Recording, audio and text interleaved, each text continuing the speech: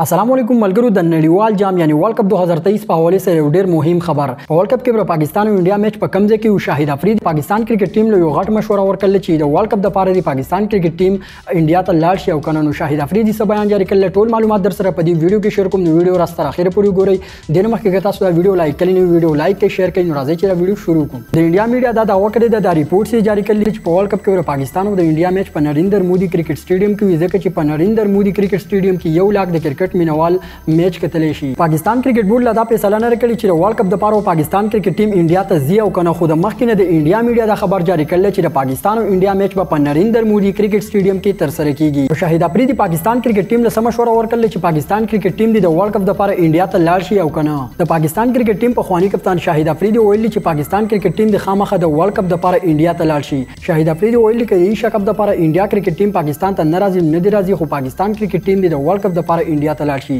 ځکه چې ایشیا کپ ځان نه ټورنمنت او ورلد کپ ځان نه ټورنمنت دی شاهد افریدي دا هم ویلي چې پاکستان کرکټ ټیم ته پکار دي چې په انډیا کې انډیا ته شکست ورکړي واسطه دي دا هم معلومه شي چې سکهال به نړیوال جام یعنی ورلد کپ 2023 په انډیا کې د اکتوبر او نومبر په میاشت کې تر سره کیږي تاسو خیال لرئ چې شاهد افریدي خبره ټیک کړې ده او کنه یو طرف ته وګورئ د شاهد افریدي خبره بالکل ټیک ده ځکه چې ایشیا کپ ځان نه ټورنمنت او ورلد کپ چې کوم دی د آی سی سی ځان نه ټورنمنت په دې کې ټولې دنیا کرکټ ټیمونه حصہ اخلي په دې چینل او پیج باندې تاسو سره پاکستان او د افغانستان د کرکټ معلومات په پښتو ژبه کې ملويږي نو ډیره لپاره زموږ یوټیوب چینل او پیج فالو کړئ ملويږي بل ویډیو کې د الله پامان